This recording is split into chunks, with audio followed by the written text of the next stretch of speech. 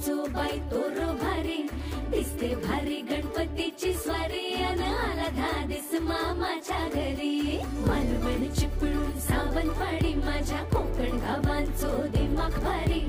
दिसते भारी गणपतीची स्वारी माझ्या कोकणा वाटे तुम्ही वलवा गाडी धमाधमान हाका गाडी माझ्या कोकणचो रस्तो नागमोड